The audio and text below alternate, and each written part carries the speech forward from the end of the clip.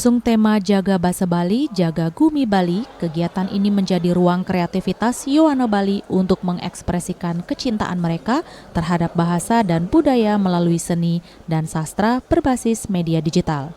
Pelaksanaan secara daring dinilai mampu menjangkau lebih banyak generasi muda, sekaligus mendorong pemanfaatan teknologi dalam pelestarian budaya lokal. Adapun kategori yang dilombakan meliputi Matembang Pop Bali, Ngegripte, dan Ngewacen Basa Bali. Video reportase Basa Bali bertema lingkungan dan pariwisata serta video drama Sutet Basa Bali dengan tema promosi UMKM. Seluruh karya peserta diunggah secara digital dan dinilai oleh Dewan Juri sesuai kriteria kreativitas, penggunaan bahasa, dan relevansi tema. Titiang dot pisan, titiang meled pisan, mangde Basa Bali niki karya ajeng.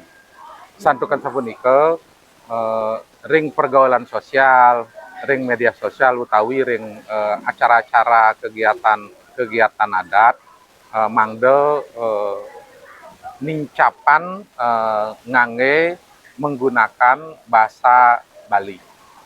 Kepala Dinas Kebudayaan Kabupaten Gianyar, Iwayan Adi Parbawa, mengapresiasi pelaksanaan kegiatan tersebut sebagai wujud nyata komitmen bersama dalam melestarikan bahasa dan budaya Bali. Menurutnya, inovasi berbasis digital seperti ini menjadi langkah strategis agar bahasa Bali tetap hidup dan dekat dengan generasi muda.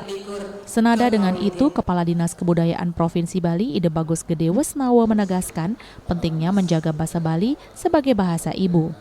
Ia menyampaikan bahwa SDM unggul Bali harus mampu berbahasa Bali, berbahasa Indonesia, sekaligus menguasai bahasa asing. Hendra dan Gung Kompiang, Bali TV.